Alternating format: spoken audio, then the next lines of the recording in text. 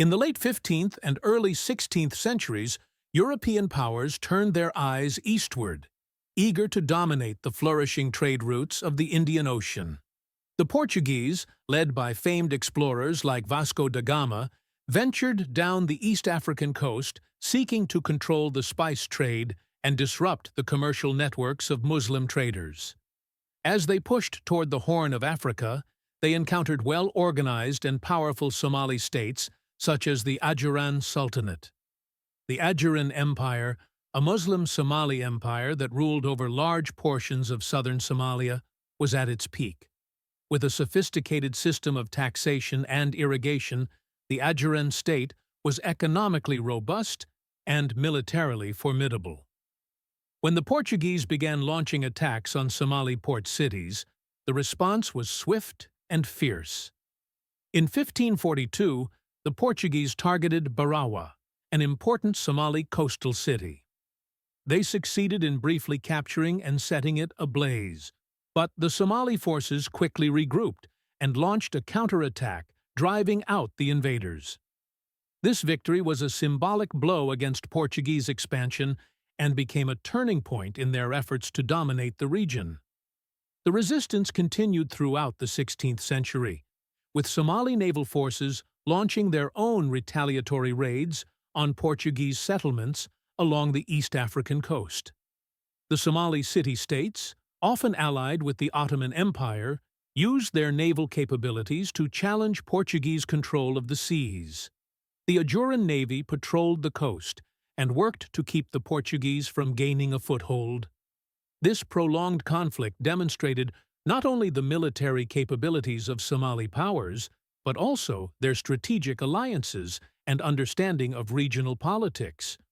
While the Portuguese managed to hold on to some strongholds in East Africa, they failed to subjugate the Somali coast or break the resistance of its people. The Somali-Portuguese conflicts were part of a broader pattern of African resistance to early European colonialism, a resistance rooted in sovereignty, religion, and trade. By the late 19th century, the scramble for Africa was underway. European powers carved the continent into colonies, driven by imperial ambition and economic exploitation. Italy, a relatively late entrant into the colonial race, sought to claim its share of territory. In 1889, Italy formally established control over parts of the Somali coast through protectorate treaties with local rulers from Hobyo, Majertine, and eventually the Galati Sultanate.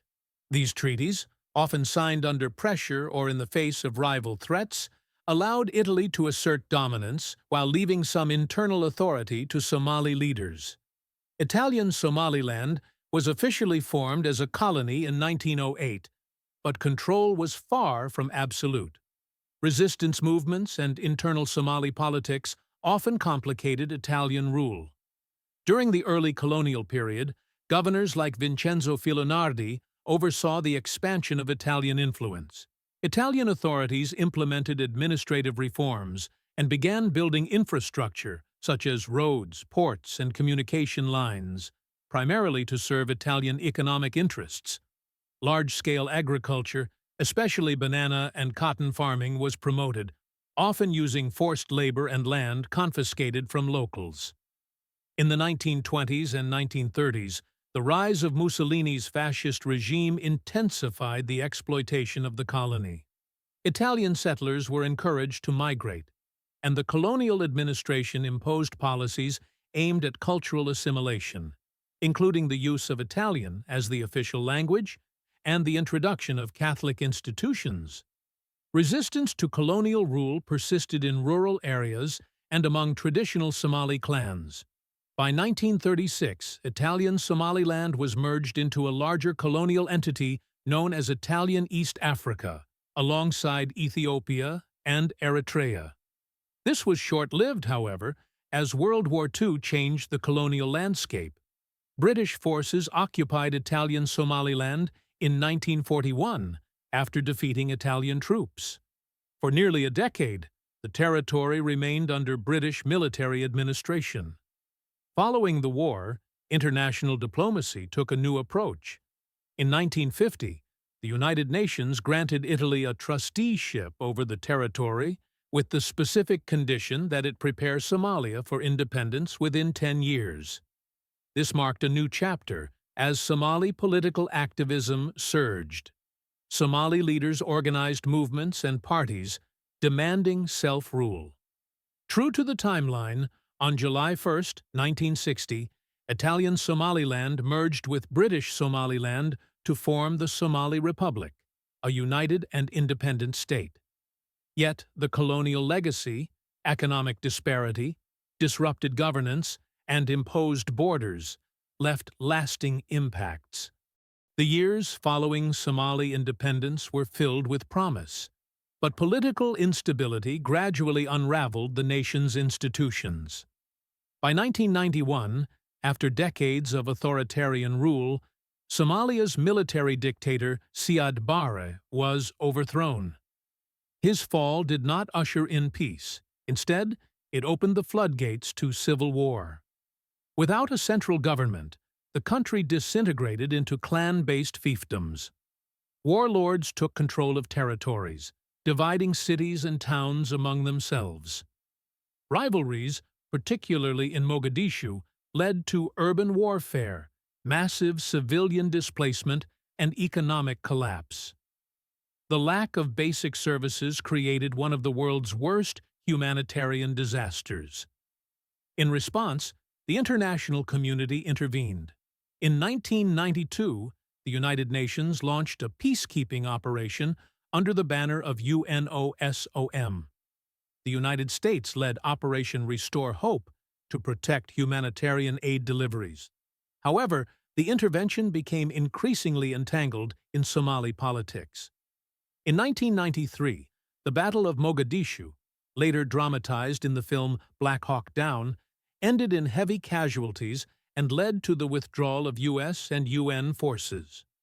Amid this chaos, local efforts to create order began to emerge. The Islamic Courts Union, ICU, started as a collection of grassroots Sharia courts, attempting to deliver justice and resolve disputes in the absence of a functioning legal system. Their success in reducing crime and corruption earned them growing support. By the early 2000s, the ICU had transformed into a significant political and military force, taking control of large portions of southern Somalia, including Mogadishu.